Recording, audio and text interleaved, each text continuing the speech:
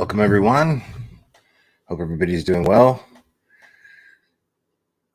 All right. Let me start you off with this footage real quick.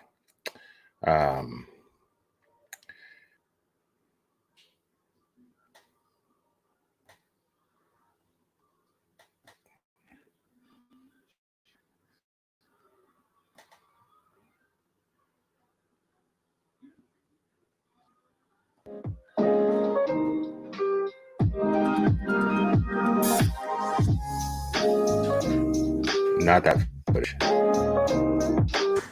This is KCAL9 News, 10 o'clock, also streaming on CBS in Los Angeles. Our top story, you're about to see new security video of a missing West Side mother recorded on the night that she mysteriously vanished. Well, tonight, investigators hope the video will help them find out what happened to Heidi Planck. KCAL9's Stacey Butler has a story you'll only see here on KCAL9. You're looking at never-before-seen security tape of Heidi Planck walking her dog downtown LA, less than an hour after she left her son's football game in Downey. It's October 17th. She's walking into the alley behind the Hope and Flower building, where her dog was found wandering the 28th floor hours later. Her dog didn't get downtown on her own, so this video has just kind of given us confirmation that hovering around that area these last 3 weeks has been the right place to be. Now we know for a fact she was down there. That's the first real evidence we have of that. Until we obtained this video from a resident in downtown LA, police listed the 39-year-old West Side mom missing out of Downey. She was seen leaving her home in Palm Sunday afternoon on her way to her son's game. She left that game at halftime with her dog and was never seen again. Heidi's friends are hopeful this new lead, placing her downtown, could bring a break in the case. Encourage somebody to come forward and tell us more about what she might have been doing in that area with a short span of time between the video and the dog being found. It just really seems like that may have been the last place somebody seen her. But they can't help but wonder. The thing that strikes me is that she doesn't have her purse. If you look closely, she has a mask in her right hand, and the dog is walking with her.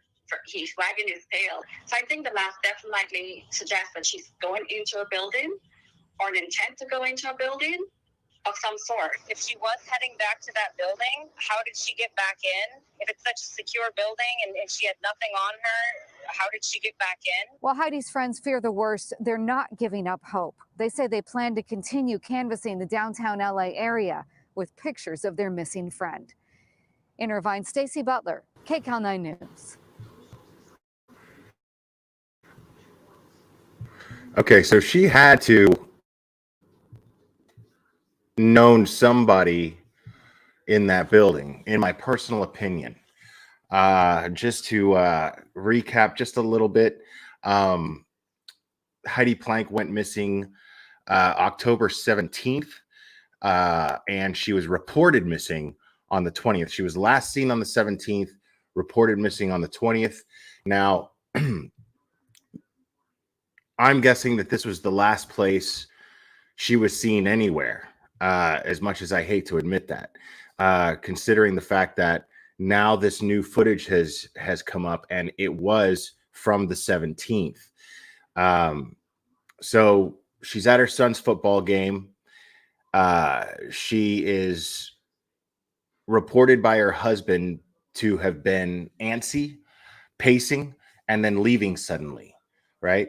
And then she ends up at some point going home. I don't know if that's the thing is I don't know if this footage, the footage of her leaving her house, was before or after going to her son's football game. But we do know that now we know that she was at this building. Now her Range Rover has not yet been recovered. So that's a big piece of the puzzle that's missing here, because she goes to the building and in that footage, she is in the alleyway behind the building, which is not really totally uncommon. That does happen. I mean, sometimes there's entrances in the back, they're in the back and the front.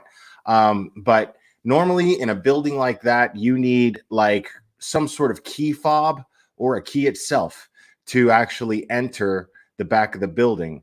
or usually in a building like that, like one that I've stated that I've worked at, is you walk in through the front door and there's usually a front desk concierge who will let you up, but you can't go upstairs 9 out of 10 times in a building like that that's so high end. These are very, very expensive apartments. So, and I'll tell you, if I'm paying up to $10,000 a month for a 3-bedroom apartment, there better be security. That's better be part of the money that I'm paying. So, I'm quite certain that there's got to be some sort of level of security, and the fact that the building itself was initially uncooperative in this investigation, saying you got to go get a warrant, blah blah blah. So that to me is somewhat suspicious because that almost never happens. So I'm wondering if there's somebody in that building who lives in that building who is connected to all of this. And I'm guessing that there is. But I'm wondering if it's somebody who has some sort of pull over how that building is managed.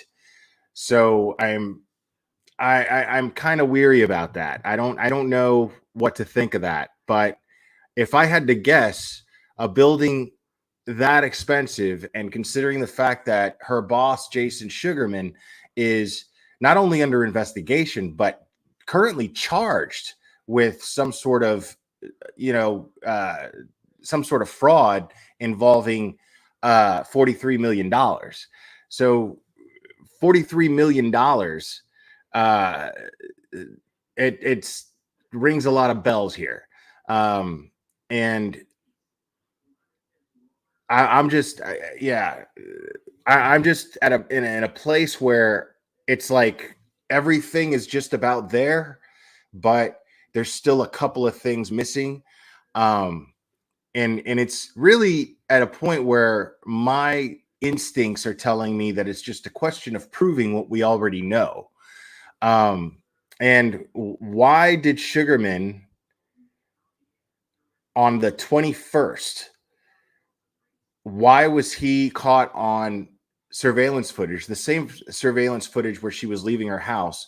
Why was he caught leaving muffins on her doorstep? And we went over that footage. I was on last night. I was on the Dad Challenge podcast as a guest.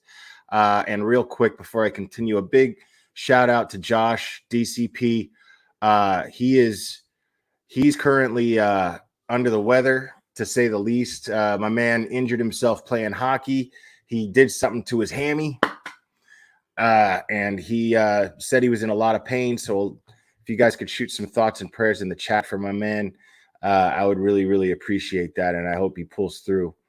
Because I promise you, if he wasn't under the weather, he'd be all over this right now. And shut up, Cherry. I know it's, stop it. The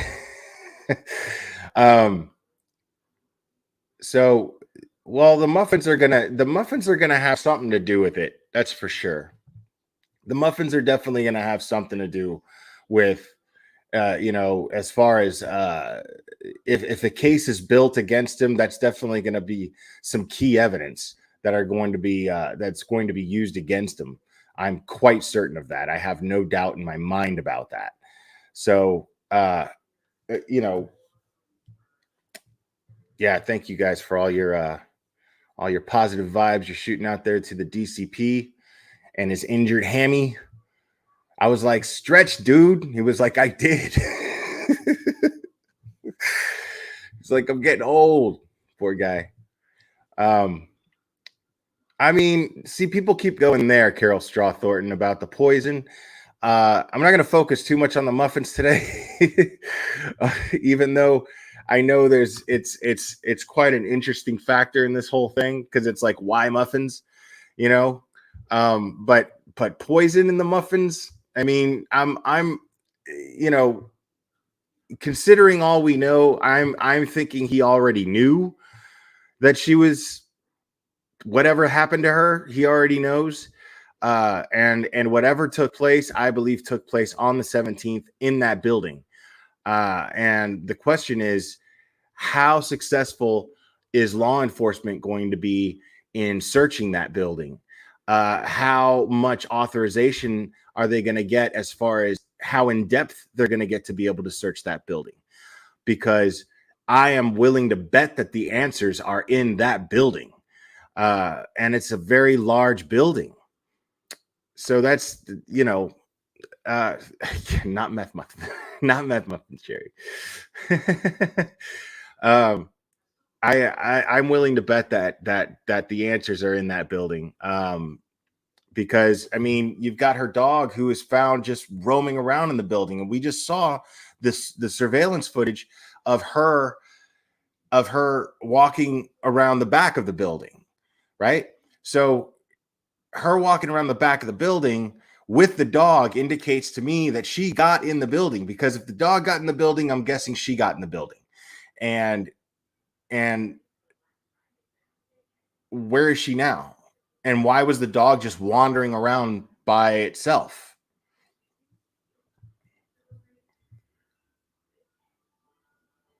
Right. And I've gotten a lot of stuff, a lot of messages and comments stating that that it was her work phone that was left at home, not her personal phone. So if there's a way for them to ping that somehow, but I watched, good friend of this channel is 10 to Life, and Annie had dropped a quick video on this today, and leave it to her to point out the things that we did not. And she pointed out that she didn't have her purse with her in that footage. So I'm guessing that her purse was most likely left in the Range Rover. And if her purse is in the Range Rover, there's a really, really, really strong chance that the phone is in her purse as well. So if I'm somebody who is orchestrating or executing an act of foul play, as it were, what I would do is I would get rid of the purse, or destroy the phone, go through the contents of the purse, destroy the phone, whatever. And I wouldn't leave it in the Range Rover, because I'm guessing that they would have found the Range Rover by now. You got to remember, people, this is not a fresh case. The only reason that this hasn't been talked about, in my personal opinion, is all of the attention that Gabby Petito's case was getting, and rightfully so, because that was not right. I think that we all did the right thing by putting the pressure on the Laundries, because they were not cooperating with Petito's and the Schmitz, and this was making us all angry, all of us that were following that case. And I think that we were, by putting pressure on the Laundries to cooperate, I think was the right thing to do, and I don't regret that for a second. But we are where we are. There's no changing that. The only thing that we can do right now is work that much harder to bring awareness to this case. She went missing on October 17th, reported missing on the 20th, and here we are. Okay. I mean, it's now a week from a month later. So it's 3 weeks in, people. 3 weeks in. This case is already nuts, Tattoos Lulas. This case is already nuts. And some of you might ask, if it's a question of why was Gabby's case being paid more attention to than this case? Well, seeing as they both fit very similar descriptions, I'm going to say it's not missing white girl syndrome. It has nothing to do with that. It has to do with the circumstances as I explained before when I was going over the Gabby Petito case. It's the circumstances. The circumstances is what drew the public in an infuriated state. And those circumstances were simply the fact that the Laundries were not cooperating. They were not cooperating with law enforcement, but more importantly and worse, they were not doing anything to, they weren't making any type of effort to bring the Petitos and the Schmitz any type of peace of mind. And this is what made the country so mad, and rightfully so. so now we're at a place where, you know, we have a lot of facts on this case. We have lots of video footage. We've already gone over. We have video footage of Heidi leaving her house. We have video footage of Jason Sugarman leaving muffins in front of her house. We have video footage now of Gabby, or I keep doing that, of Heidi going around that building.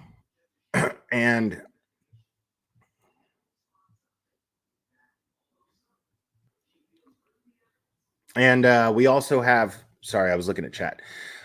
We also have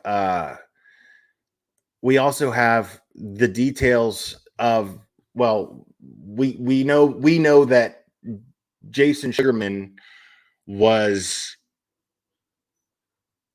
being charged with fraud. And we have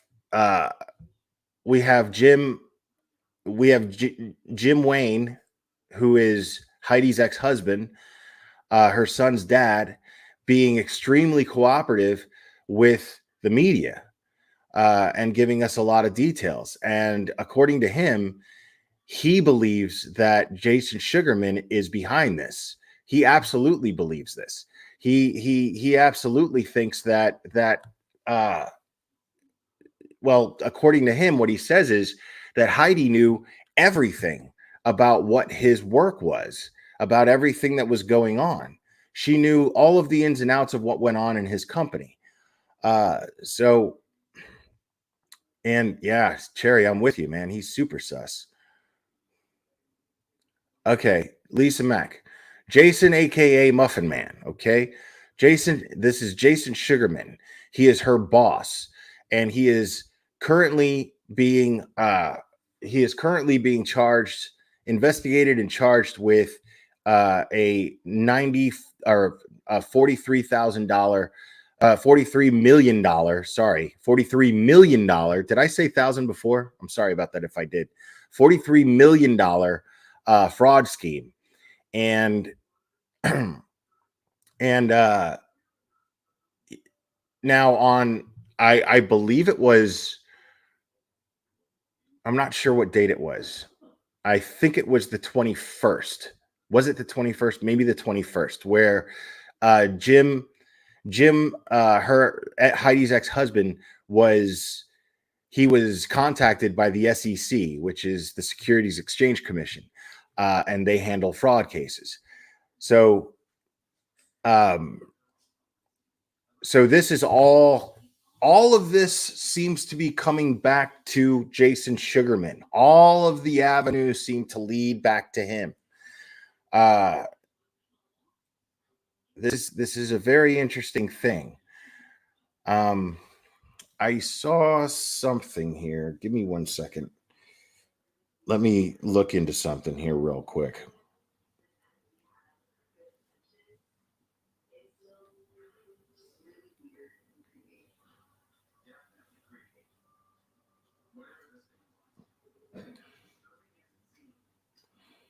All right. I'm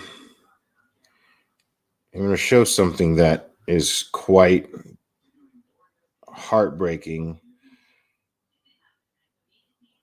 If I can find the other thing that I was looking for here, which I can't, because somebody posted it in my Discord and now I can't find it.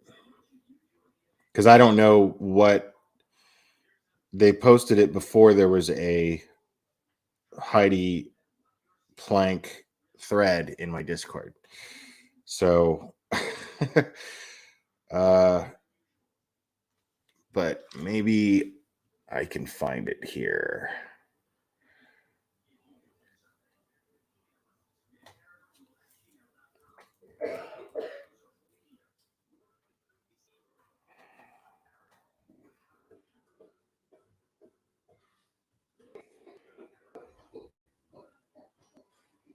All right, so if I can find the particular news source that had this, there was an interesting there was some interesting new quotes from Jim, but I may not be able to find it.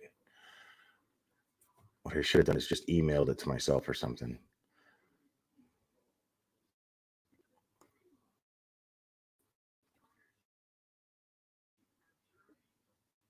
Now, one thing that I do have to point out is the comments made by her friends that were searching that area of the building where she was last seen, thanks to that video footage. It's good to know that they were actually searching in the right place. So all those flyers and all the questions, those were not done in vain, people. That they the right area for that. So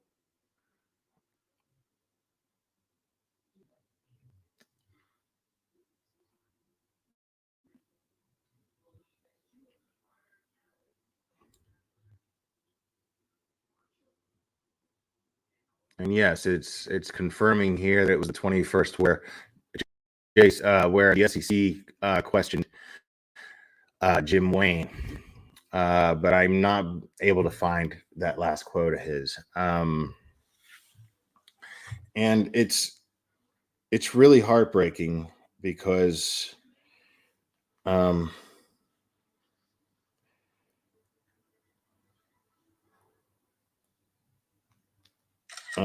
going to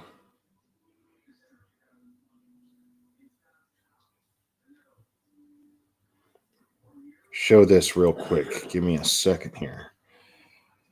I'm going to show you something and read it.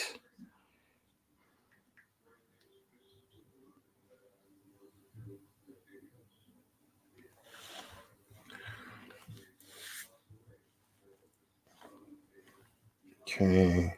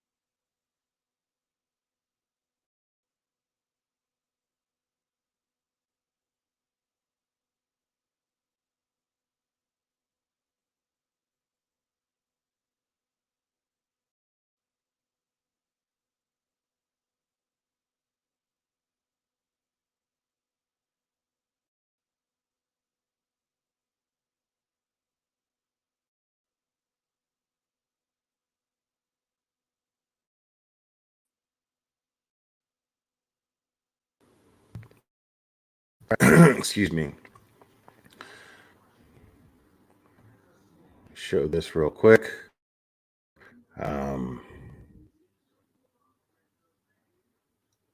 Sorry, my computer sucks right now. Computer just sucks, honestly. I'm quite certain that my computer has got the reason why I have so many streaming issues, because I upgraded to the highest internet, fastest internet that I could possibly get, and I still have these problems. So, computer. I've come to that conclusion.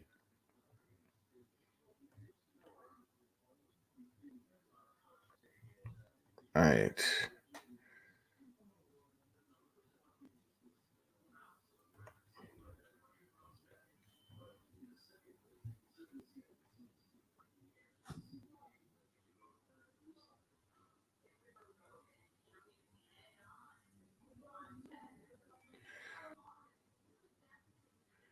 All right. Now this right here, as you guys can see, is the text message that the last text message that Heidi's son sent to her. And it's pretty heartbreaking. I'm going to go ahead and read this.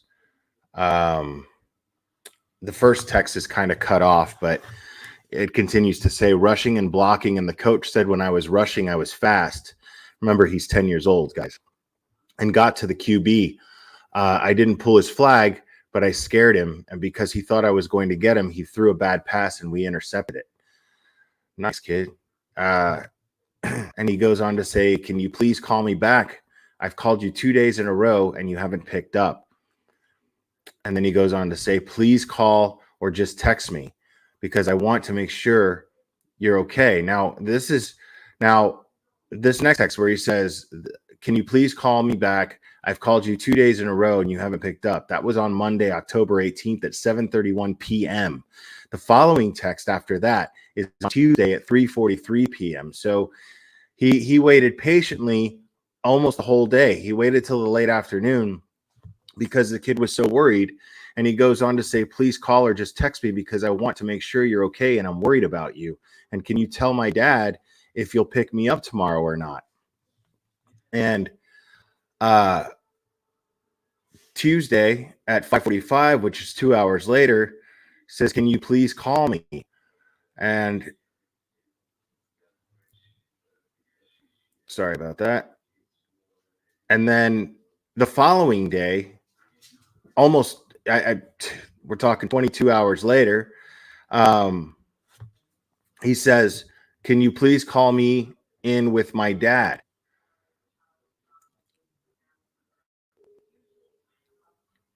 And this is when he's supposed to be picked up, I believe. So really, really heartbreaking stuff, guys. Really heartbreaking.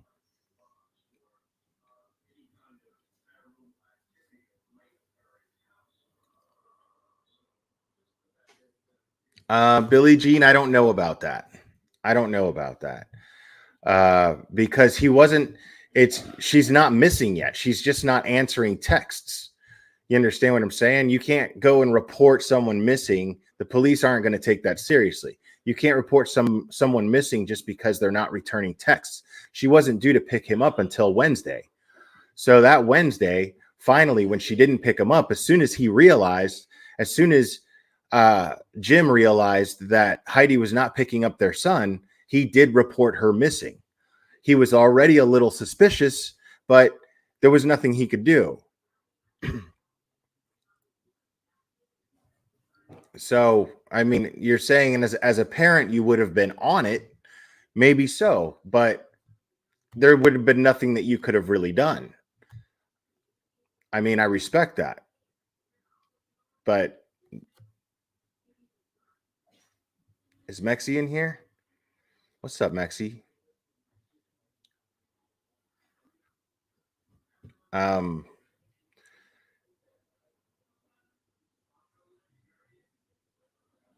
Yeah, I mean,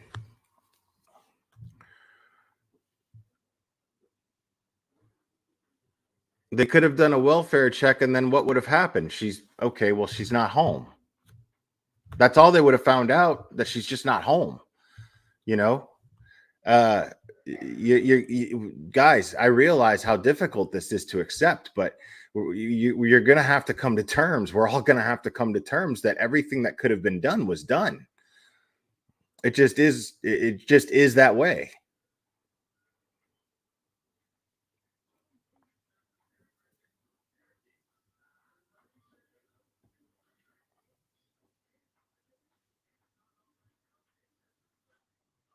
Well, I mean, but for what? But what good would that have done?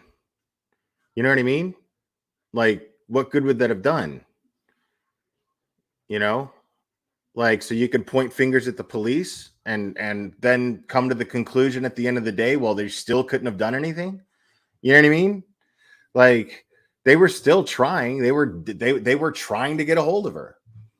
You know, I mean, the fact of the matter is when you have shared custody, with another parent, right? You know, there's this understanding 99% of the time. Well, maybe not 99. It should be that way. But there's this understanding that, you know, when you have our child, that's my time. You know what I mean? I get to do what I'm going to be doing, you know, like She could be at some sort of really odd, crazy party. You know what I mean? But that's her business. She's an adult. She doesn't have the responsibility of taking care of a child at that moment. So the luxury, the one luxury of not having to be responsible for the person that you love and care for the most is to get to do your thing on your terms without having to answer to anybody. You understand? So if I'm that parent, I'm thinking this is her time. I'm going to text her. I'm going to call her and see if she doesn't answer. Well, I guess I'll see her on Wednesday when she comes to pick up the kid. What do you want me to do? That's how I would look at it. At least I'd like to think so.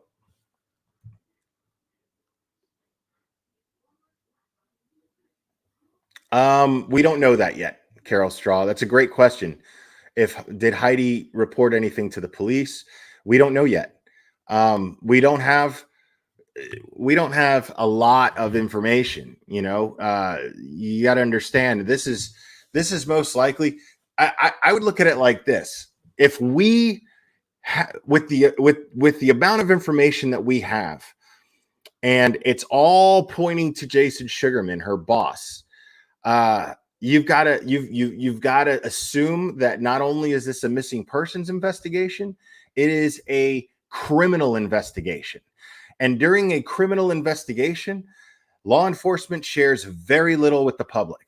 I'm surprised we know as much as we do, if I'm being completely honest. But it's not going to take a whole lot of investigating from say a professional journalist to figure out that her boss is under investigation and she goes missing conveniently.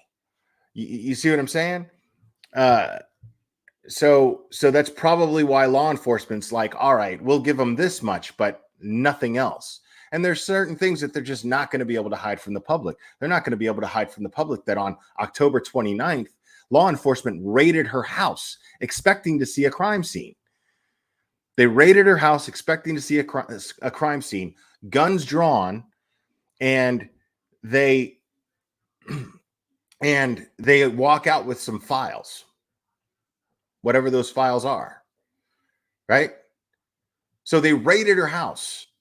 So we're talking about and this word was used several times to describe the FBI going into her home. Now, this is what I find interesting, and I've mentioned this before.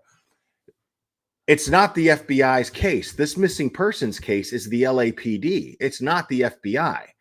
So if the FBI is not involved in this missing persons case, then what were the FBI there raiding her house for? Right? That means that they're investigating something completely separate. And that completely separate thing, if I had to guess, is going to be the SEC thing that Jim Wayne was called for. So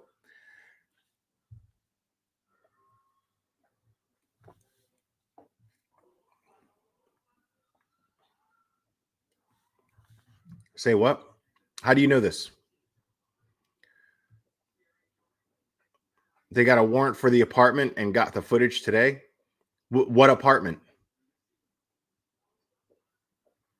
How do you know that? What's your source for that? Because you guys know this is real crime, not true crime. We deal in facts in real crime, guys.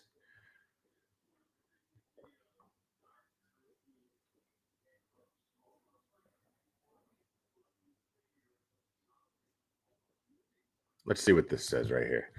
Even if you're not responsible for watching your kid when they are with the other parent, you are responsible to have a way they can contact you in emergency. They did have a way to contact her. Who says they didn't? They were perfectly capable of contacting her in the sense of having her phone number. You know what I mean? But you can't, you know what I mean? You can't force her to answer, Now, if I'm going, you know what? This is my time, this is my time. I didn't even mean to click on that. All right, I'm going to look that up. if this is my time, let's say I have a date, right?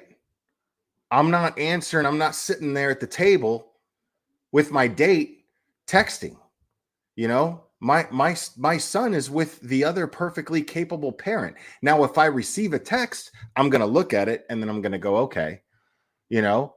But if that text says, hey, your son broke his arm and we're in the emergency room, I'm going to be like, hey, listen, this has been great. We're going to have to pick this up another time.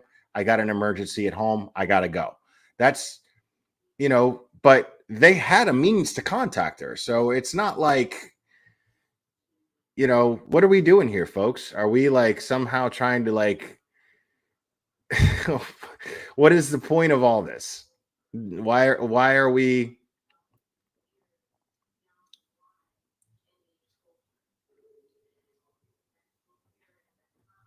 They can report that, but that nothing's, you can report anything. You can absolutely report anything, but that doesn't mean that the police can do anything about it. You know, like, can you imagine the resources that it would take if the police followed up on every time somebody called and said, hey, I texted my ex, my kid's mom, my kid texted my ex 4 hours ago and they never answered. Can you imagine how, you know, if they followed up on things like that, how many resources that would take, how many resources that would take in the LA, in the LAPD? You know what goes on in LA? You know what I'm saying? Guys, you got to use your eyes. You know, I mean, I get that you're trying to rationalize everything here. I understand that. But, you know, you've got to look at the grand scheme of things. You got to think one step further. You know, I mean, it's important to do that here when we're thinking about these things.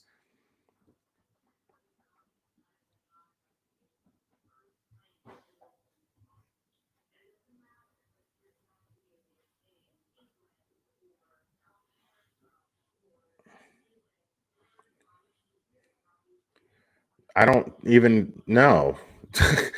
There's nothing to indicate that. You're saying, I believe her ex also thought she may have taken a spur of the moment trip to the Bay where her current. Oh, yeah. Sure. Of course. Sorry, I thought you said that you believe that she did. Sorry, you said you believe her ex thought so. Okay, I understand. Sorry, I read that wrong. So yeah, sure. Yeah, of course. I would too. If she had a boyfriend, I'd be like, okay, well, she's probably in the middle of whatever she's in the middle of, you know? I've got the kid, everything's good. I'm sure if it's an emergency, she'll answer me back. You know, there's no reason why two responsible parents and mature parents who have moved on with their individual lives while still co-parenting can't give each other that sort of leeway and freedom. There's no rational reason to think otherwise.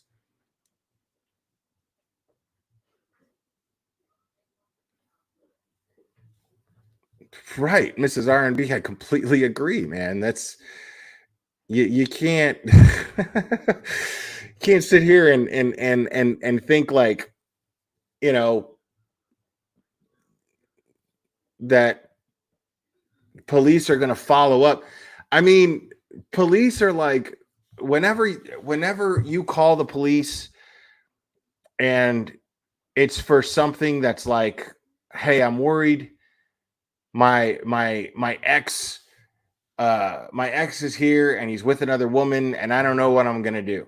And then they show up and then it's just some petty argument and they're sitting there just like, you know, everything okay? Blah. Yeah, we're here at the location. So just calm down.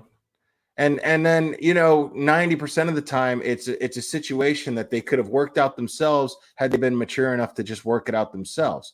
And people decide to just abuse calling the police as some sort of method to abuse the other person.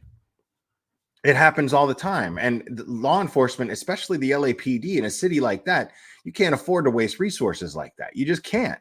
There's people literally getting killed all the time. Kids shooting each other by the dozens.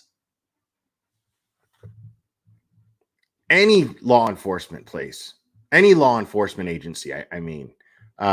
Summer, the LAPD will go and do checks, but usually has to be 24 hours. Exactly. There's usually a policy of somebody has to be missing 24 hours before they actually investigate. Unless, of course, it's a situation where it's like, I saw this person throw this person in a car and drive off real fast. Then it's like, okay, Amber Alert time, right? That's a different story. No, it does matter, Summer, because in order for them to serve the people who really need help, well, then they can't sit there and entertain every single time somebody has some sort of domestic dispute, not necessarily a domestic violence issue. Of course, they have to address that. But an argument, no, they're not there to handle things that two adults should be able to handle themselves. There are people getting killed. There are people getting kidnapped. There are people getting SA'd.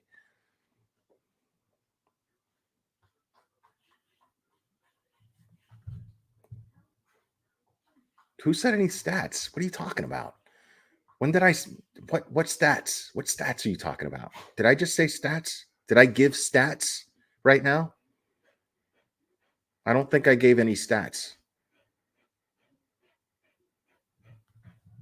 You good? You good, Panda?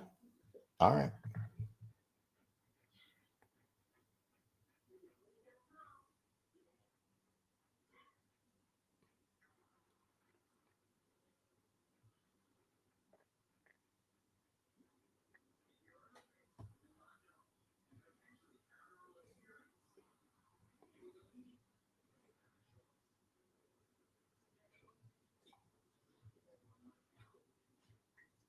Yeah, like that's actually kind of a good analogy right here. Like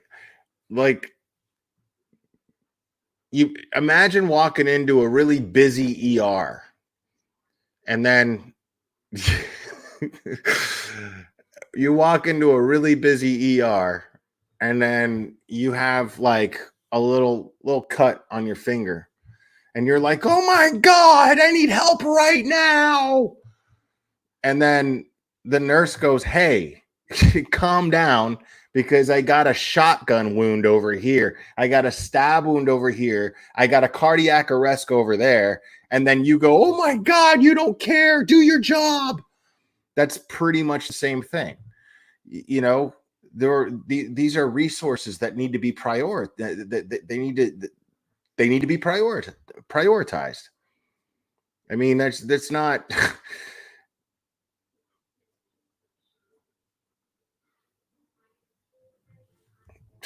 apples and oranges. Who said anything about people moving out or nothing? That's a different story. That has nothing to do with this case. What are you even talking about? That has nothing to do with what we're talking about. Somebody moving out. We're talking about a dude who texted his ex. Okay. They have shared custody. She's on her own time. He was worried, granted, but knew, okay, well, there's no reason to jump to any conclusions just yet. But as soon as she didn't pick him up at the time that was agreed on, then he got worried enough to call and get a wellness check done. Okay, so what's the argument here? Like, I'm going to lose patience for ignorant comments. Like, I'm going to lose if I'm not already, I'm going to lose it real quick because that's ridiculous. It's like you're not even listening.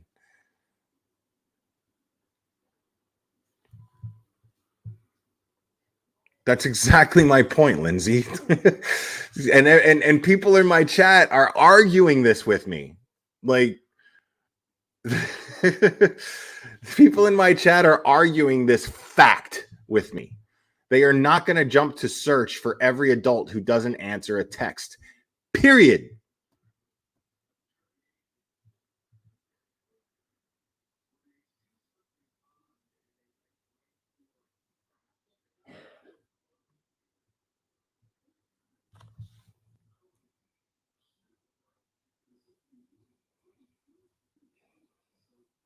Well, the footage, yeah. Now, a search warrant for an apartment, I don't know anything about that. The footage, yeah, we just saw the footage at the beginning of the stream. You might have missed it, but there's definitely footage of her going around the back of the building, but I haven't heard anything about a search warrant for an apartment in that building yet. Jesus Christ. Jesus, man. Dude, I'd be doing life in prison if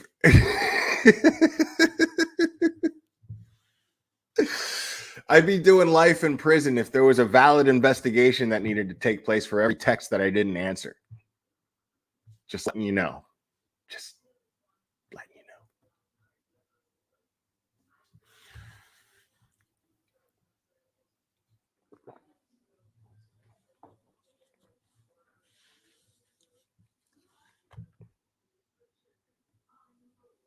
Yeah, I'd be doing like 4 life sentences, bro.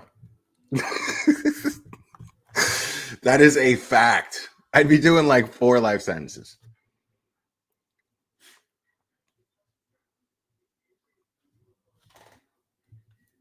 What's up, Jojo?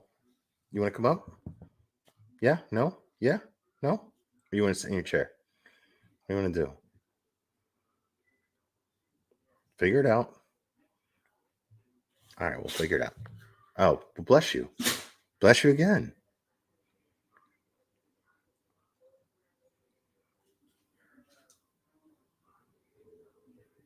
Right, exactly. I can't believe this live turned into this discussion.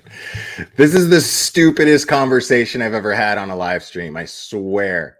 This is easily like Summer wins the stupidest conversation award. Like Summer wins the stupidest conversation award in this chat ever.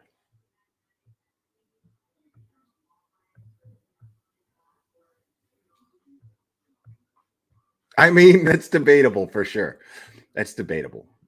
I'll give you that, Sherry Thomas.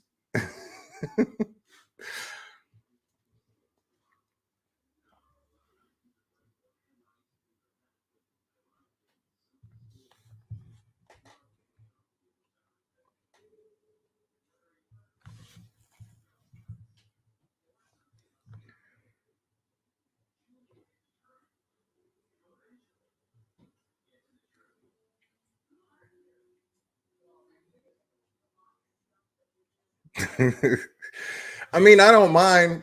You know, we could just dwell on a stupid conversation if y'all want. We can do that. You know, like we're all caught up on everything. By the way, I now have merch.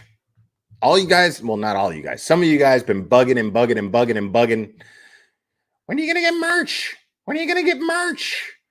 Never got it because I didn't think none of y'all would even want to buy it. But you know, buy it. It's there. You can buy it. Like, dude, we got Cherry's dropping the link in chat now. Let's see, we got mugs, we got hoodies, we got t-shirts, we got cell phone cases, we got face masks, we got everything.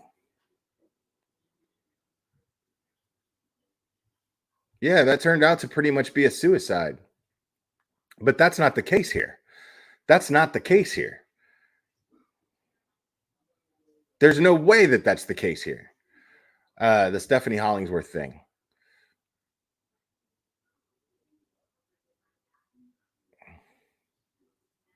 I know Cherry's accusing me. I'm the worst salesman when it comes to stuff that's mine. Like I'll sell other people's stuff all day, and I'm just like, when it comes to my own, I'm just like, hey, if you want to buy it, you know, cool.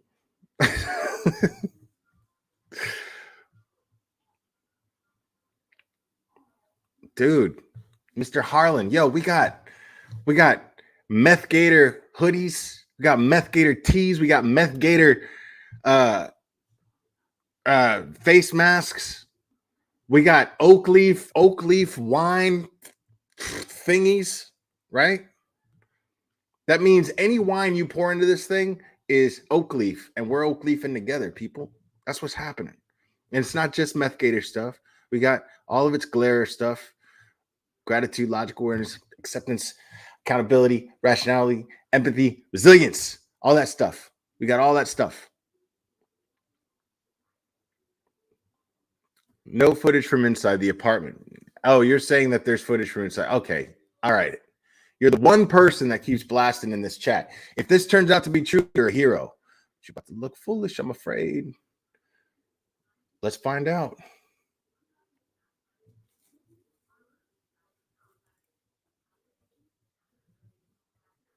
Planck News. See what the latest thing is. 2 hours ago, Fox 11, Los Angeles. Okay, this is the local news station in Los Angeles. It's 2 hours old. See what it says.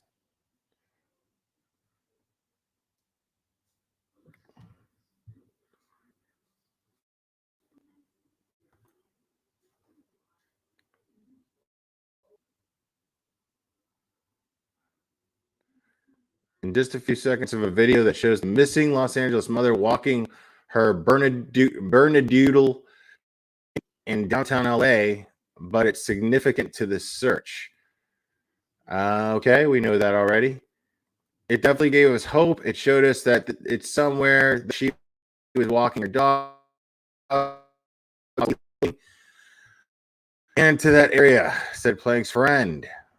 That's because the video was recorded. Planck's dog was found wandering the 29th floor of a secure high-rise residential building in downtown LA with no signs of Planck and no apparent reason she'd even be there.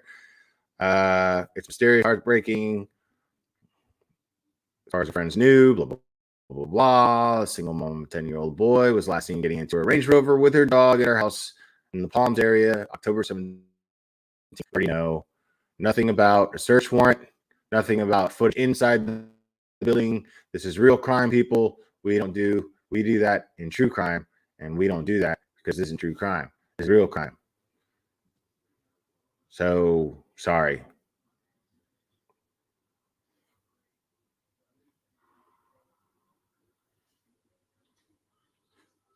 Yeah, we got meth gator joggers too.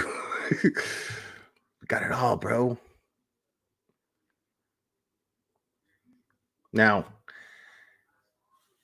I'm willing to do a mold for the hoity-goity, but that's to come later, okay? Only some of y'all know what I'm talking about.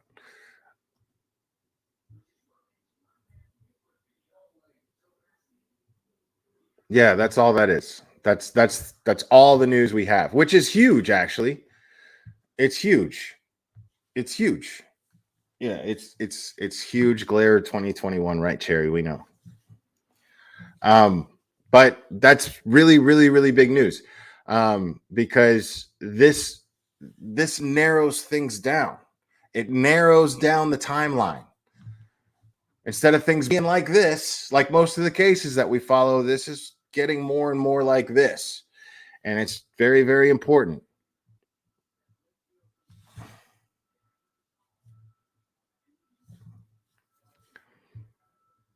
Cherry, I already did that. I did it verbally. Okay.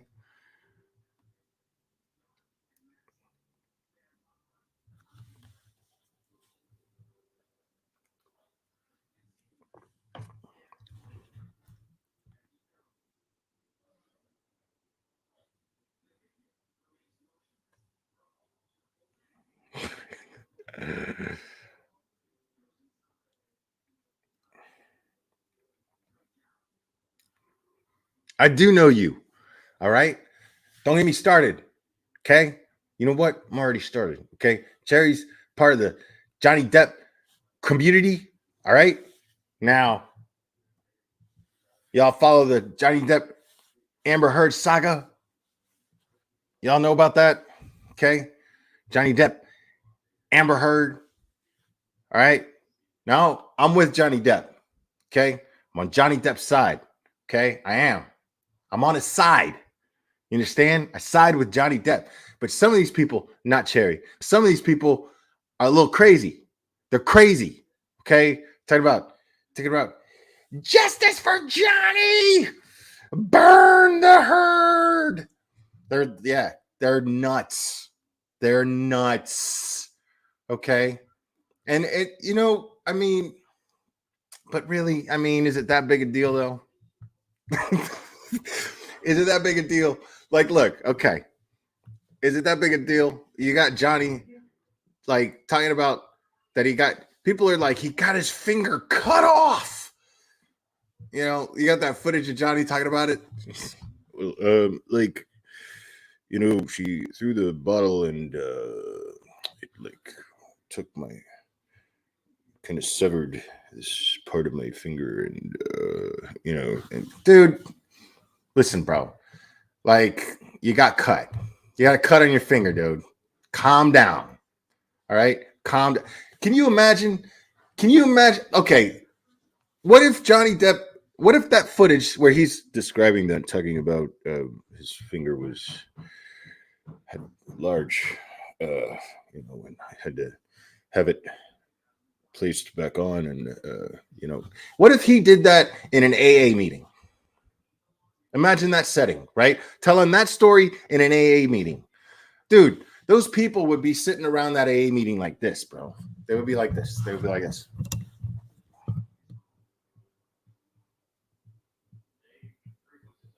Really? Like none of them would have any sympathy for this guy at all. None of them would. There'd be one dude that's like, one dude be like, cut your finger with a bottle? Dude, I've got shrapnel from Jack Daniels bottles from 2 different marriages in my nuts right now. 2 different marriages right now. You got a cut on your finger? Dude, Johnny Depp people need to calm down, bro. Just relax, right?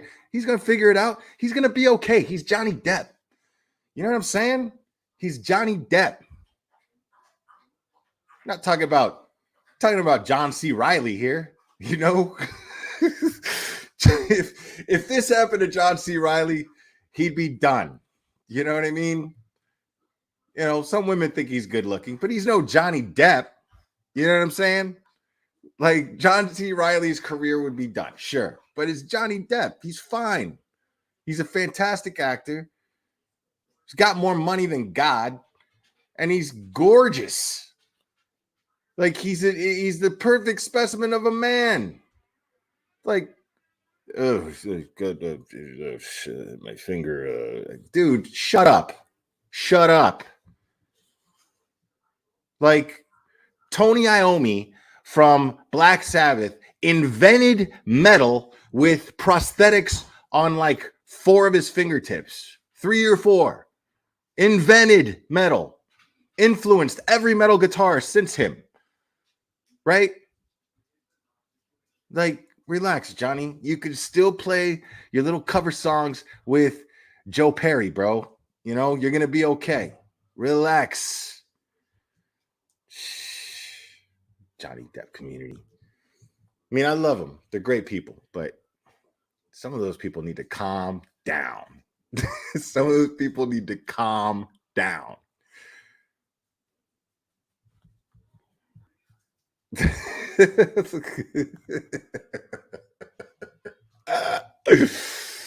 Oh, man.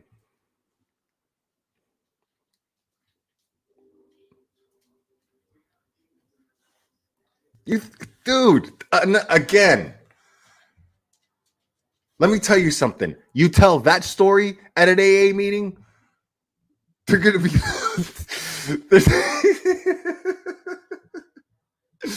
Everybody in that AA meeting is going to laugh. And somebody's going to go, raise your hand if you ever took a shit in your wife's bed. Half the room's going to go, that's what they're going to do. They'll be like...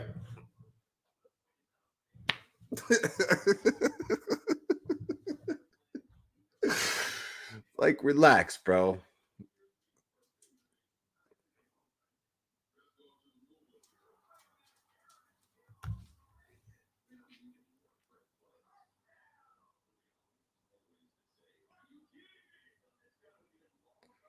See, y'all just want to see him in leather and metal.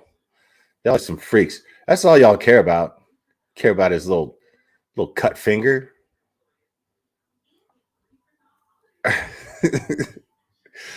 But you can't. You can't.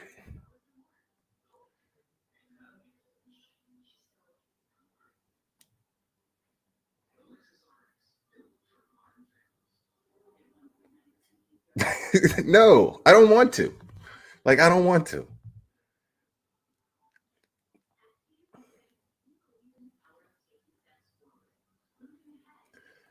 I mean, yeah, everybody does.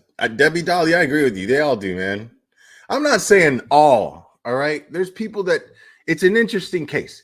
Don't get me wrong. I'm not denying that. I'm talking about the people that are like overly emotionally distraught over it. It's like, you know, Johnny's going to be okay. I promise you. He's going to be all right. Johnny's not getting canceled. You know what I mean? Come on, dude. It's Johnny Depp. He's an American treasure.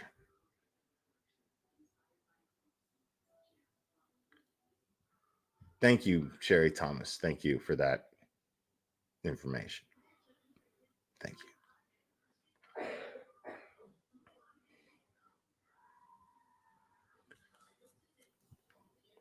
Astroworld events.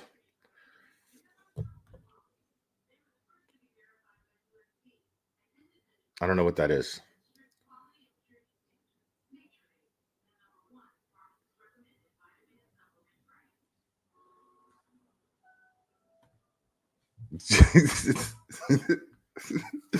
You're welcome, Emerson Blue. You are very, very welcome. Please be emotionally okay with Depp's life. He's emotionally okay. He's good. He's good.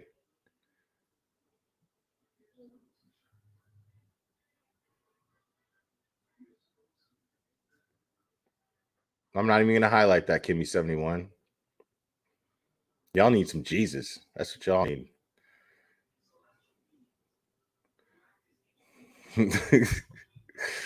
Cherry's completely in charge of my merch too, by the way. So I probably just completely and totally just shit the bed, as it were.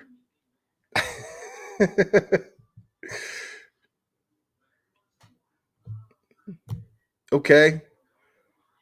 Tell you something. 50% of marriages end in divorce. How much of that percentage is because of cheating? It's nothing new. There's nothing crazy about this case. The only difference between this case and any other divorce is money, the amount of money that is involved. That is the only difference.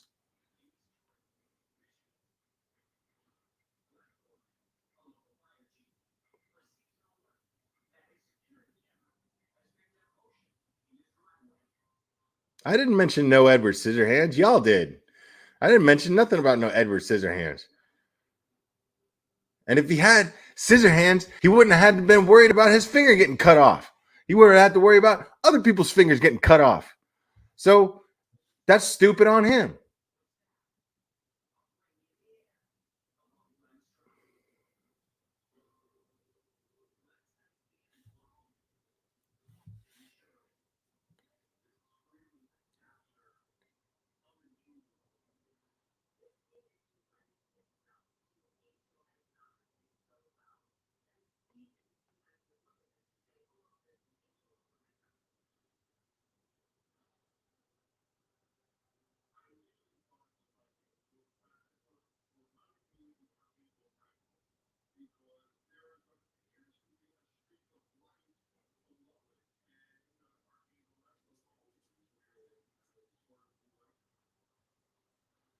Should have kept them Scissorhands. That's all I'm saying. That's all I'm saying. Sitting there whining. And I had to go to the hospital and shut up.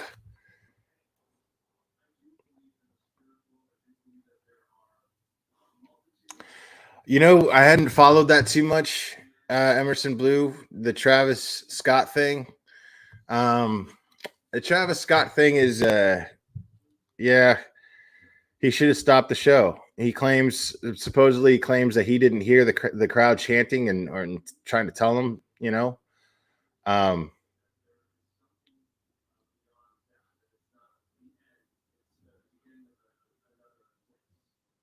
I don't know.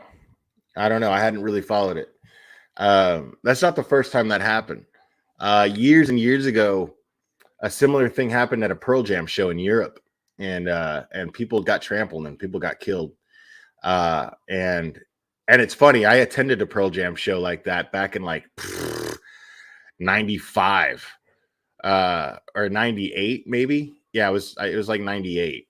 And they had like, they were in this fight with Ticketmaster, and you had to go through this special thing to get tickets. It was really difficult to get tickets, and your tickets, to avoid scalping, they had to be personalized, like your name was on the ticket. And I remember finally going to the show.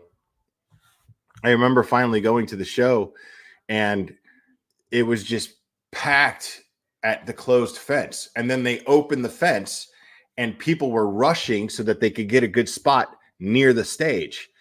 And anybody could have just fell down and got trampled. The way that it was going, if somebody would have fell, they would have got trampled, man. It was messed up. But we didn't think of it at the time. It's one of those things that until something happens, you don't really think about it, and then, it happens at one of their shows in like Europe, and it was more than one person, I believe. I'm not sure, but somebody got killed. At least one person got killed. And yeah, I am an old man. And then they changed their policy, and they started playing different venues, like amphitheaters with assigned seating. And then you had to like be out on the lawn behind the seating, which sucks, like it sucks. I hate going to shows like that. I hate it. Nowadays, not so bad, because I remember I went to Riot Fest in 2016. Well, actually, it was the Riot Fest before that, I think. Or maybe it was the same one. No. Yeah, it was. I'm pretty sure it was 2016. I don't even know. I went to two different Riot Fests. No, it was the one before that, because I saw Primus. It was Primus, and I remember the drummer from Tool filled in for Primus's drummer because he got sick, and I remember this was like 8 years ago at least. This is a long time ago. It was 7 years ago, actually. So I saw Primus, and I'd never seen Primus. I was really excited, and I got to the stage pretty much early I didn't want to be at the front of the stage, so I wasn't like this, because I wanted to see the whole show, because Les Claypool is a delight.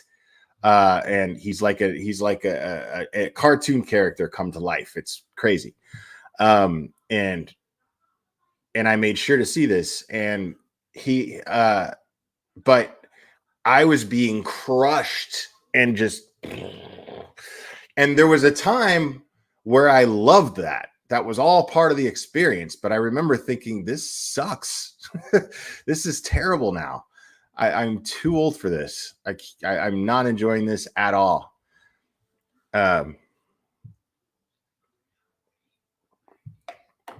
But yeah, man, these shows can be dangerous. But the thing is when these things happen during the shows, like I've been in so many mosh pits. I can't even tell you how many mosh pits.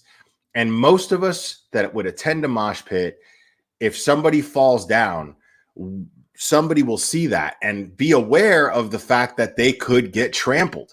So as soon as there's like an unspoken code where you see somebody who falls down, you pick them up, you help them up. That's what you do. You instinctively do it. If you're a good person, that's what you do. Because if you can elbow somebody in the back because you're just moving around and going nuts and twirl your arms around all crazy, you know, and not care who you hit, well, then if somebody gets knocked down, you better be willing to instinctively pick them up just as quickly as you're instinctively going to flail your arms around like a crazy person because you're enjoying the music. So you just do that. But if you're rushing the stage, you know, it's different. 9 people died at the Pearl Jam show. 9 people. Wow. Wow. That's crazy.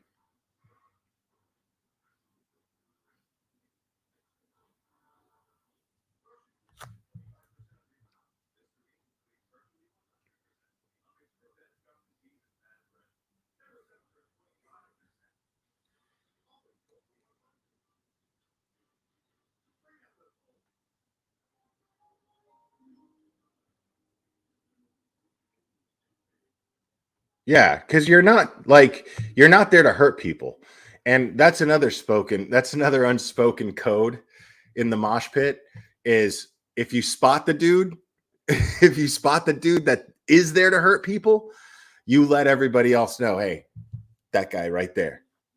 Like heave ho, like grab him, push him toward the other guy, clothesline, he's done, pick him up, the crowd carries him away.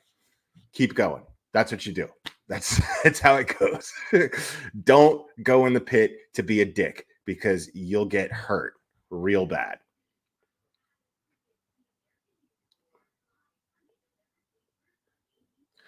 I saw Ozfest at an amphitheater too in West Palm Beach, and it was super fun. Because the lawn, let me tell you something. When Pantera plays and the lawn is there and Pantera plays, the lawn doesn't care about mosh pit. Like that's happening. Normally mosh pits happen close to the stage, give or take semi close to the stage. But, you know, everybody on the lawn in an amphitheater is sitting there on their blankets, you know, just drinking and chilling, you know, just relaxing, you know. But Pantera came out with this like ridiculous bunch of stacks of speaker cabinets, and Phil Anselmo comes out and he's like, hey, we're Pantera, we're the kings of metal, stand the fuck up and show us some fucking respect. And then everybody was like, what? And then I didn't see them. I was in the lawn the whole time, nice people. And then out of nowhere, there were skinheads with muscles and swastika tattoos wanting to like fight. And I was like, where did you come from? Like, what is going on here? It was crazy. And then Ozzy played after that, and it was fantastic.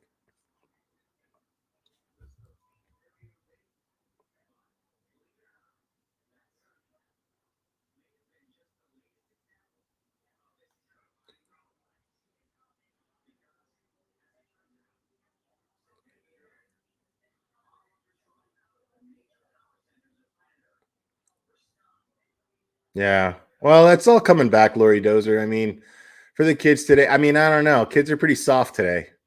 You know, like if I came back from a show with a black eye, it was a good show. You know what I mean? It was a good show.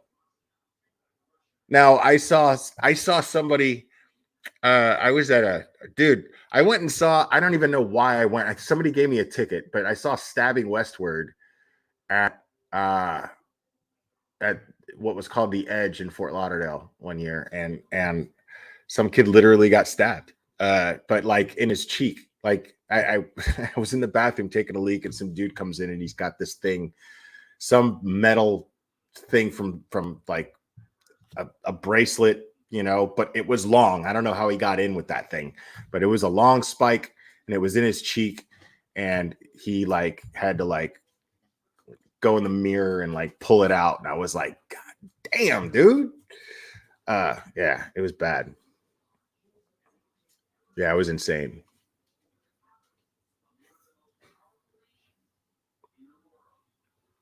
You know what? While we're here, it was nice to talk about this, but let's talk a little bit about Summer Wells. Let's get into that a little bit. Not too much, but there's a slight development in this case. It's not much, but we might as well cover it.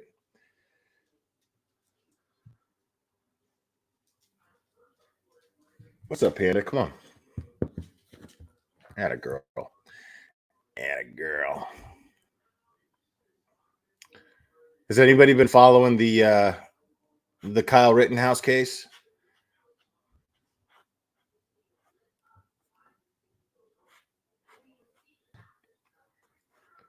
A lot of fun memes coming from that. I'm not going to get too deep into that, but I'm not going to say one thing or the other. I'm just going to say that, I mean, it's pretty clear-cut self-defense, and the prosecution is having a real hard time proving otherwise so far. So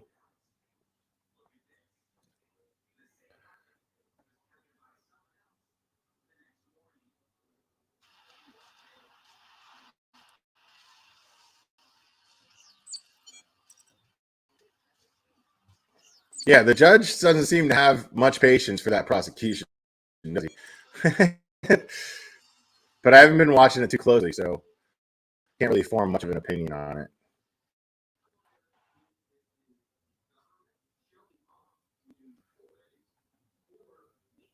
Hearing from neighbors has come slowly since Summer Wells was reported missing in June. Access to the immediate area blocked off for days because of the ongoing search and investigation.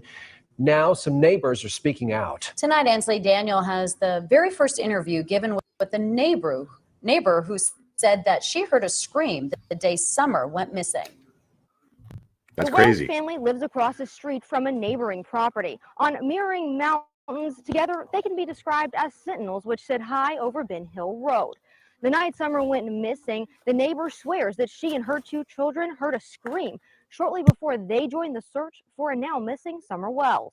It's there, but you want to forget. On the watch and hypervigilant. That's how Jody Sue Brown was the very day Summer Wells went missing. There was no TV, no noise at all. Jody Sue was in her cabin with her teenage kids, 19 and 14, waiting for anything. We were kind of hyper alert because of property things that had happened the day before. So we were listening for noise. Everything was kind of quiet. The sale brought a plethora of people to their door, confused about which piece of land was for sale, leading to a dispute of property lines. While we were out at one point doing survey lines, and there was a flash of a car that went up Candace and Donnie's driveway. Something about it struck me wrong. She and her family next heard a truck door slamming and dismissed it as their neighbors. The next sound was harder to justify. About an hour and a half before Summer is thought to go missing, Jody Sue, her son, and her daughter heard something far more suspicious. A scream. Stopped all 3 of us cold. Her daughter was the first to go to the cabin door. Then all 3 were there, listening still. We heard just this kind of shrill, almost animalistic scream. Animalistic, but not an animal. Knew it was, wrong. It wasn't a dog. It wasn't an animal. That vigilance kicking into overdrive. Jody Sue and her son went out to look for the source of the scream. My son and I decided to go out, look and see what we could see. We went back onto the bank, didn't see anything, didn't hear anything. They went on with their evening. The kids returned to being kids. Jody Sue headed down her driveway around 6 to tend to flowers. And at this point, I start hearing Candace hollering for Summer. And then my brain immediately went, scream earlier, this, uh-oh. Jody Sue was the first to hear those calls and the first to join the search for Summer. I dropped my purse. I tried to yell up at Candace. I was like, I'm looking, and I started looking. Jody Sue searched one side of a creek, Summer's brothers the opposite side. And you gave statements to the police, right? Oh, absolutely. Jody Sue had been interviewed many times by investigators, bringing up the scream often. But the sheriff doesn't believe the scream is related to the disappearance of Summer Wells. She's been interviewed numerous times by not only my agency, but the TBI and FBI, and we don't find anything with that complaint or information related to this case. Jody Sue wishes she could go back to just a short time before Summer disappeared and before the scream she believes was Summer. Wish every day that when I heard that scream, I hadn't tried to dismiss it. Referencing the work of the FBI, TBI, and his own deputies, Hawkins County Sheriff Ronnie Lawson reiterated in an interview the same week as Jody Sue's that investigators have found absolutely no proof that an abduction has taken place. In the Beach Creek community, Ansley Daniel, News Channel 11. Interesting to me. YouTube ads. There's a reason why I brought this up. There's a reason why I brought this up, and that is the fact that it's being dismissed. It's being like, well, we don't think that it's related. And all that does is makes me speculate as to why. Why is it not related? Now, they could be saying it's not related for a number of reasons. They could be saying that it's not related because they don't want to get the rumor mill going. But the thing is, you know, if they're saying that it doesn't indicate anything towards an abduction, this guy was pretty much alluding almost that he doesn't believe this to be an abduction. And to me, that's interesting. Why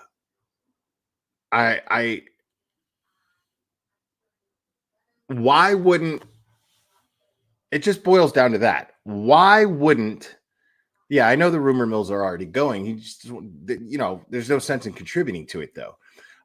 But why wouldn't law enforcement think that hearing a scream just before Candace started yelling out looking for Summer, why wouldn't they think that that's significant? You know what I mean? Now it could be that they're just like, well, we don't want anyone to know what we know. You know, we don't even want people to have a hint of what we know. So maybe they're just trying to shut her down publicly so that it doesn't mess with their investigation. That's one way of looking at it, right? But let's say that he's telling the truth. Let's say that the Hawkins County Sheriff is being completely and totally candid, and he's saying we do not believe that it's related. And that tells me, if that's the case, that tells me that they already know what happened. They just need to prove it.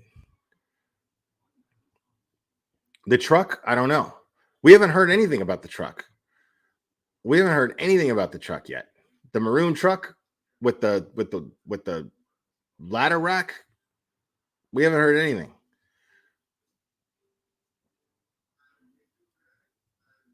I mean, yeah, but maybe it isn't, even though there's a lot of coincidences. But this is just a witness, though. Like, the fact is that in the Gabby Petito case, the couple that was killed in Moab, I mean, they were killed. That's an actual murder. Like, that actually happened. This is just hearsay from somebody who says that they heard a scream. You know what I mean? Like, could be truth, could not be. Maybe, you know what I mean? Who knows? But so it's not really relatable, in my opinion, to compare the Gabby Petito thing to the Summer Wells thing as far as that goes. But there's been more, you know. I went over a couple of lives ago. I went over and I'm not going to call, I won't call that an interview because it wasn't an interview. It was not an interview. But Don Wells went on panel on YouTuber's channel, and it was an absolute shit show. And it was an absolute farce. And there was really nothing to take from it. There was nothing to take from it. And it's really funny because no mainstream media is actually talking about it. Even though something really, really, really disturbing took place. And mainstream media seems to actually be painting the picture. I'll even go into that. Let's go into that real quick. Let me show you how mainstream media is looking at that real quick. And as you know, Don and Candace Wells, they were on Dr. Phil today. And I watched some of that, and it was very, very interesting. They had some behavioral experts, some body language experts, and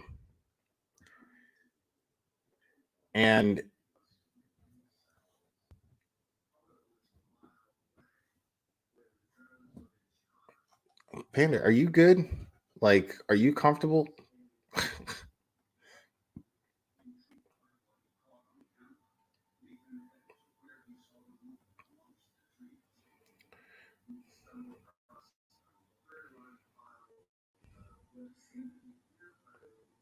First at 5 o'clock, more legal troubles wasn't the plan, leaving Hollywood after filming that Dr. Phil show you just saw here on News Channel 11. But not long after their return to Northeast Tennessee, missing 5-year-old Summer Wells' father was arrested on suspicion for DUI. Then again in court the following Monday for that being a violation of his probation. News Channel 11's Ansley Daniel was able to ask him how the ongoing attention will help find his daughter. She's live in the studio tonight. Ansley? Josh and Sarah, this was Don's first on-camera interview since going to LA and coming back home, and since those charges on him have mounted. Now, he told me, though, that he knows he's no media darling. I have lost control. I've done stupid things, and for that I apologize. Confessions of a father who says he has struggled emotionally since the disappearance of his daughter. And that's not all. You know, we've had problems with threats and violence and all kind of things like that, and it's been dangerous. It's clear how many think of him. It's been dangerous not only for us, but for everybody that we're involved with. Summer's older brothers were taken by Child Protective Services back in July. A deeper strain now on their parents' marriage. Me and her have had a lot of problems because of this. We're both just down and miss our kids. And don't exactly know how to deal with all that. But they stand together in what they think happened to their only daughter. Me and Candace know for a fact that Summer was abducted. We know that, but... Can you share with me why you know for a fact or how you know? Well, the reason that I know is because I know my wife, and I know what kind of emotions and the heartbreak that she's been going through, and the way everything happened when she called me. Have police given you any information on that or anything pointing to that? No. That's unheard of. Hawkins County Sheriff Ronnie Lawson says they have found no evidence Summer was abducted. Why is it our property is any different than any other property where kids are abducted? Why? What makes them think, oh, there's no way an abduction can happen here, but everywhere else it's probable, but not this property? Don Wells told us he could not speak about his recent charges based on the advice of his attorney. And just a reminder, though, there has been a gag order placed on the case involving the Child Protective Services that have their older sons. Okay. Few things about that. Now, first of all, that's a very, very different Don Wells that we heard on that panel in that YouTube channel. Very, very different. This was somebody who you know, he was coherent. He was remorseful for his behavior on that panel, because that's what he's referring to.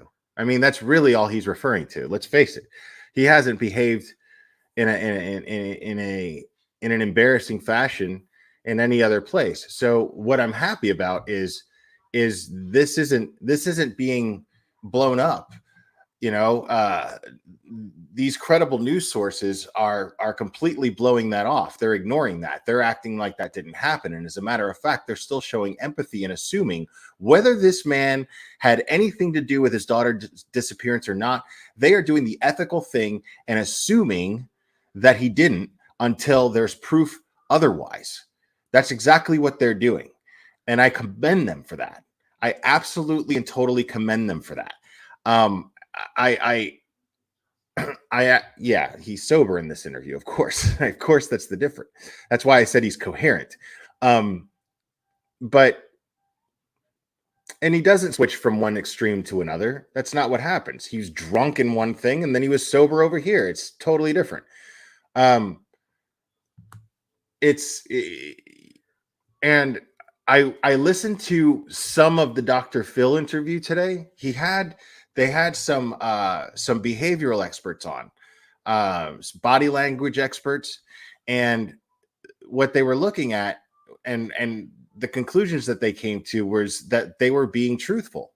But they mentioned something interesting. Something happened during that interview where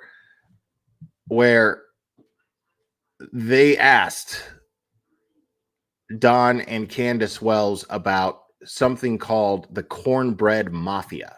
Okay. Now, I live in Tennessee, never heard the term once. Okay. But when they mentioned the cornbread mafia, Candace breaks down. She's crying, and she's not fake crying, because as the way they put it, you can't fake snot running down your nose. You know what I mean? She started crying, tears were coming down, snot was coming down too. You can't fake that. So that's the way that they put it.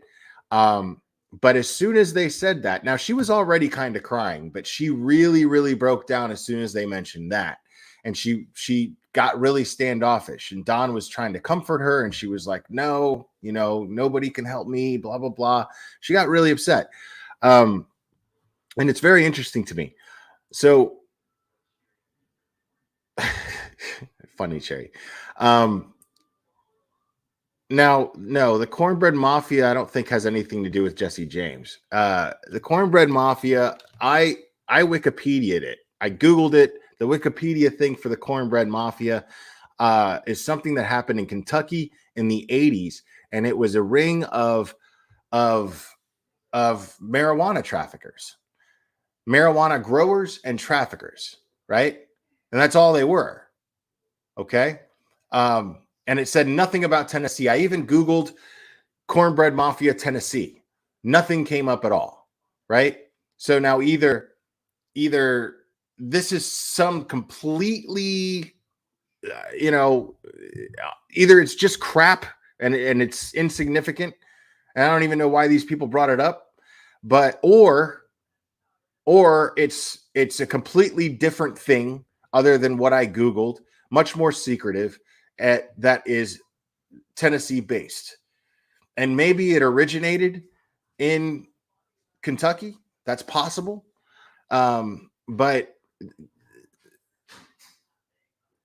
I don't know about that. Maybe, but this is a very, very loose speculation here.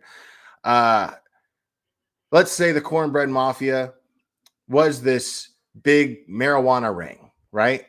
But due to the fact that marijuana has become basically legalized and regulated in a lot of states in the United States, that it's a lot easier for it to be distributed throughout the United States. It's a lot easier for it to be transported through state lines. And it's the best quality because it's medical grade. So the Joe farmer that's growing weed on his farmland, he's got some competition, right? And it who's to say if this is run by some secret underground organization, right? What if they needed to keep income coming, and since the marijuana trade was no longer lucrative for them because it's been legitimized for the most part, not here in Tennessee, but for the most part legitimized, right? What if they've sought other methods of income? What if they've moved on to trafficking? What if that's the case? Right? I mean, like I said, that's just very, very, very broad and loose speculation. But I don't know anything about no cornbread mafia. I've never even heard of it. I don't even know what that is, other than what I read on Wikipedia. And Wikipedia says that it's something that was a thing in the 80s that was just marijuana related, nothing else, right?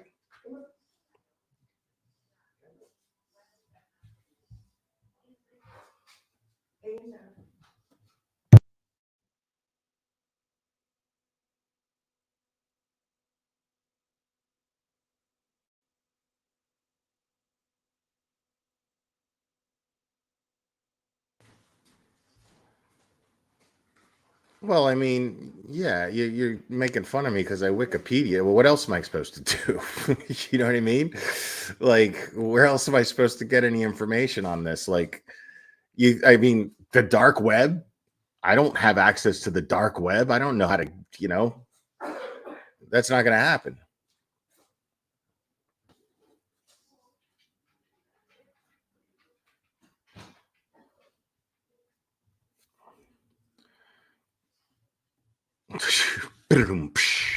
Good one, Mrs. R&B.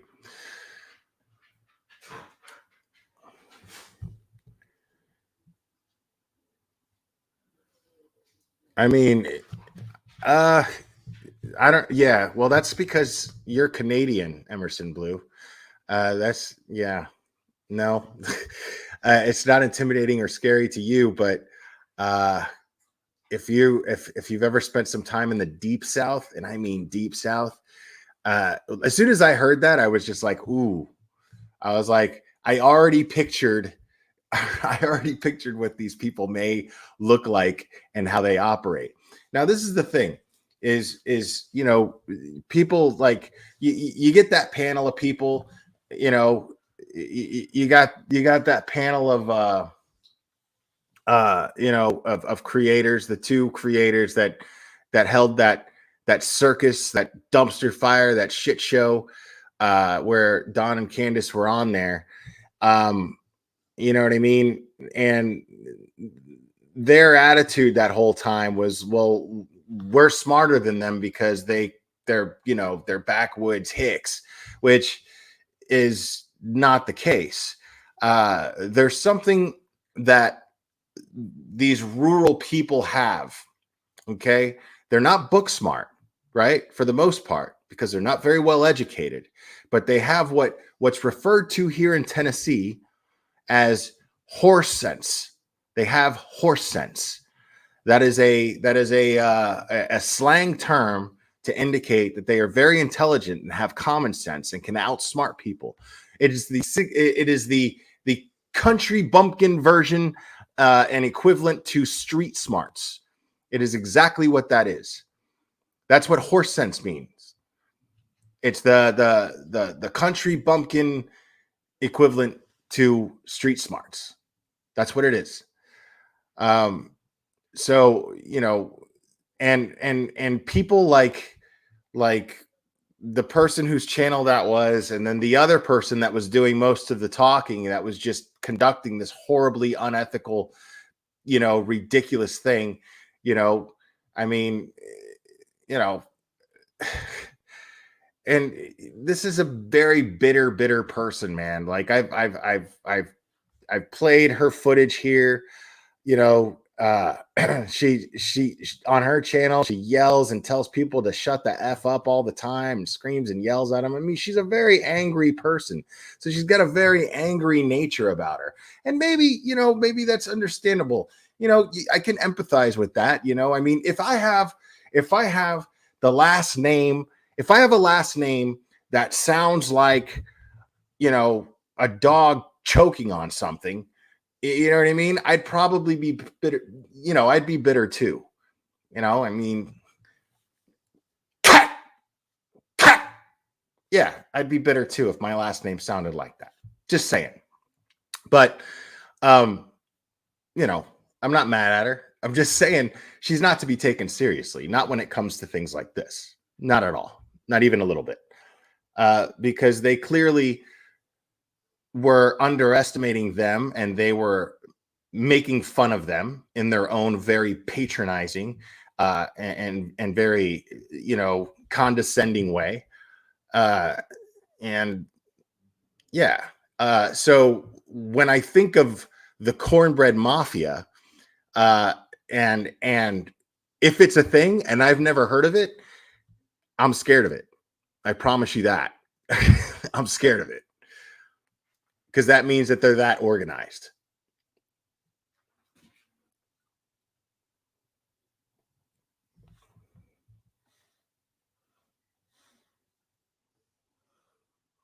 But yeah, so I do find it interesting that law enforcement doesn't think that that neighbor hearing the scream has anything to do with anything. I get it.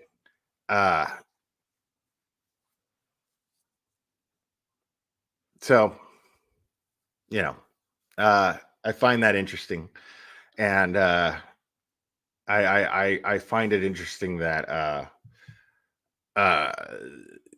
it indicates to me that they're saying that they're not seeing any indication that there was any type of abduction.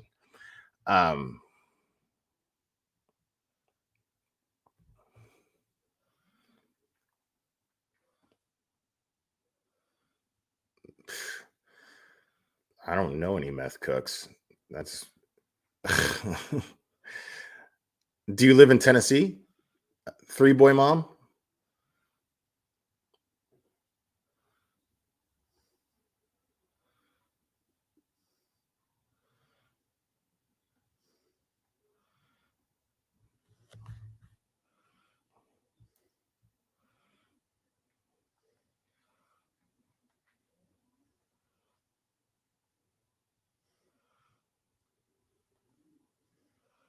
Okay. Near the Tennessee border. Okay. But I don't know, but having that term spoken directly to Candace seemed to have triggered her in some way. It just seemed to do that. So, but I find it interesting that it seems like the mainstream media was perfectly aware of what took place on that channel, and they just refused to acknowledge it. And yet they focused on allowing Don to redeem himself and speak on it, and and defend himself without even mentioning them, which speaks volumes to me. Speaks volumes to me. It speaks volumes, saying that they're just considered trash. What they do is considered trash. What they tried to do was break the case, and all they did was deliver garbage. And that's it. Which just proves the difference between true crime, which is that, and real crime, which is this. Anyways, guys, I'm going to call it. I love you guys very much, and we will do this again very soon, my friends.